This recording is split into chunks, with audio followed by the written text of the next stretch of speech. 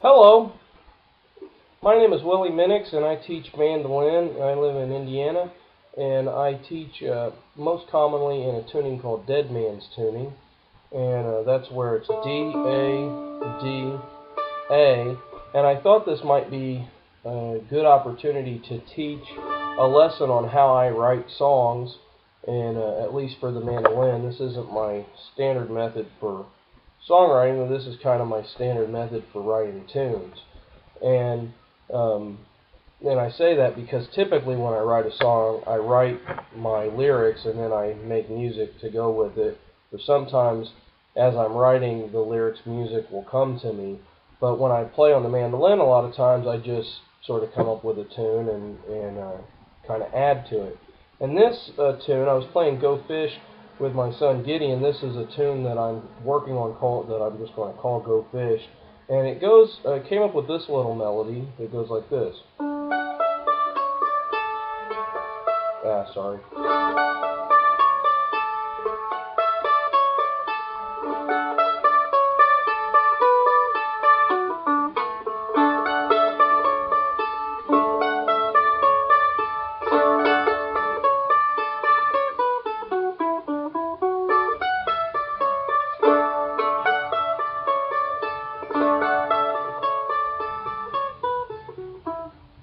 Something like that. I could alter it.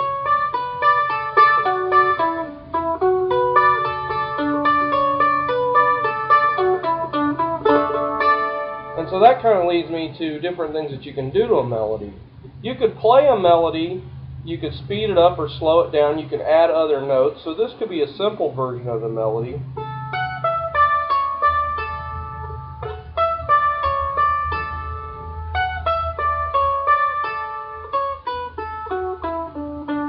Or you can add some notes.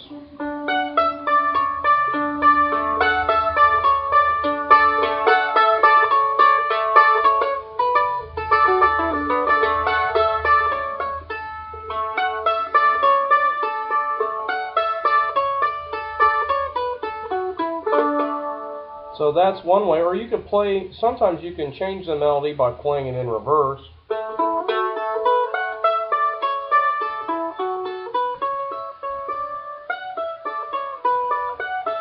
That's not technically in reverse, but it's kind of some of the notes going back the other direction, or you could literally actually just write out the notes and then write them out in reverse and play them that way. You can do what's called ascending motion, where you start at the bottom. So let's say I want to add a part to this little melody, and I've got, this is kind of a descending melody. I just talked about ascending. I'm going to talk about it a little more. I'm already descending because I'm starting up here and I'm going down with the melody. So maybe the next part of the song I want to start at the bottom and go up. So I might go.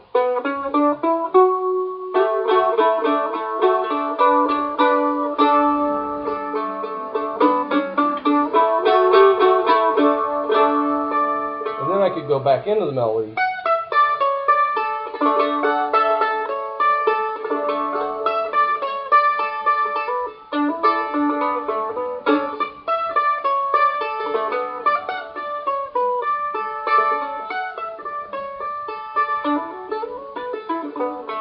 The key is you play around with it and you find what sounds good to you and what you think will be fun to play and what makes an interesting melody. I like to work in groups of three. I don't know why, it just feels that way. So like a lot of times I'll repeat things 3 times. You know, or like in Dana's tune, the other song I do, I go.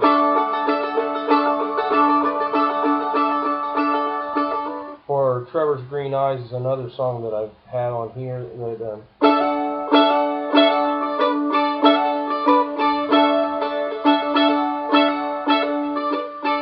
Actually, I guess that one's actually in groups of 2. But then I go back and do this, so that's twice, and then I go, which is a variation on that one. So when you're writing a little tune like that one, you can change things around. Like you can add in a lot of the licks that you're learning that maybe you've seen in this series of videos, or maybe in other videos down the road.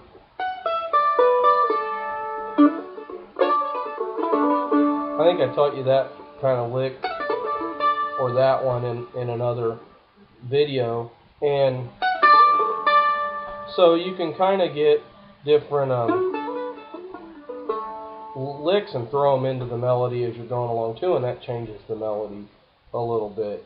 And usually what I do when I'm writing a song is I try to think of at least 2 and sometimes 3 parts of the song or more. I mean, some songs, if you take a song like Bohemian Rhapsody, you're moving through a lot of different portions, a lot of different movements of that song. Even though it's a song, it's still based on kind of a maybe a symphony type pattern where you have different sections of the piece. And you can do that even in simple tunes like on these mandolin tunes.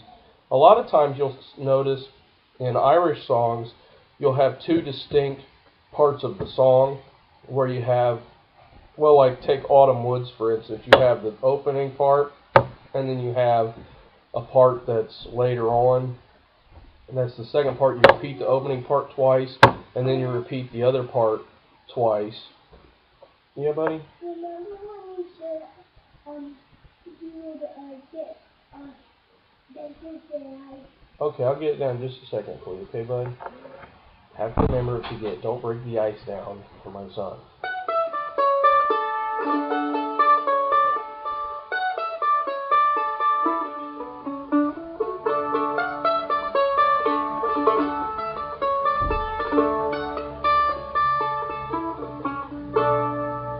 So that would be a part 1, and then you could go into that other part.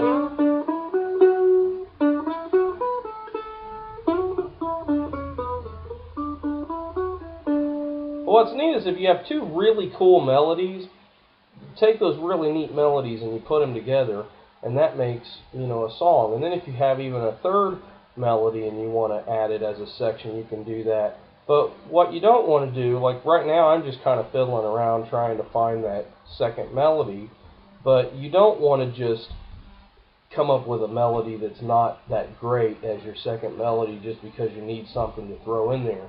You'd be better off to record using just one nice little melody and make a short song rather than come up with, a really nice melody and then a really crummy part. I think the radio abounds with songs that are like that. They have one little part that's really catchy and then the rest of it's like meh, but you if you're going to write songs or write tunes, you want to come up with something that's your own. And I encourage you to write your own tunes, because something I tell all my students, and I really believe this, I think music is really kind of the language of the soul. And I think that from a biblical perspective, you can kind of see even in the Psalms and stuff that God wants, loves music, and He asks people to sing. That's in the Old Testament. In the New Testament, you see it again with the Apostle Paul telling people,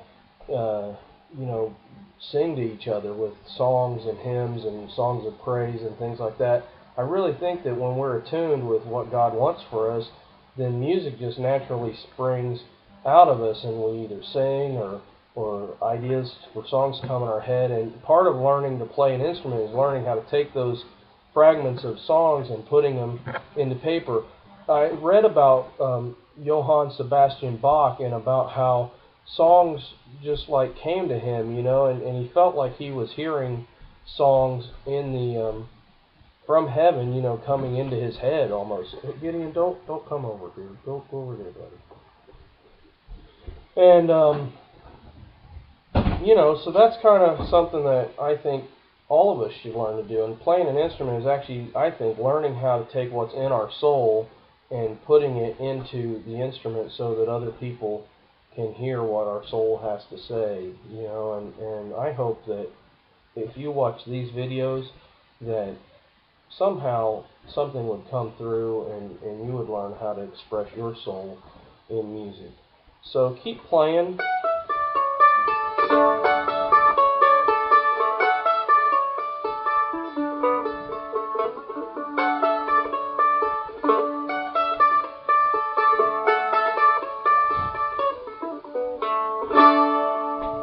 next time, if there's anything that you would like to learn how to play, please shoot me an email or put a little comment down in the comment section. Or go check out my blog, which should be somewhere over in this general direction written down in the screen. So go to my blog and check out some more of my music, or shoot me an email from there. And I'll try to figure out songs if you want to learn how to play them.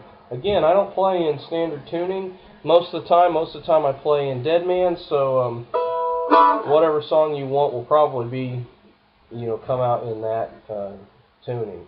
So anyhow, hope you have a great day. God bless, and we'll see you.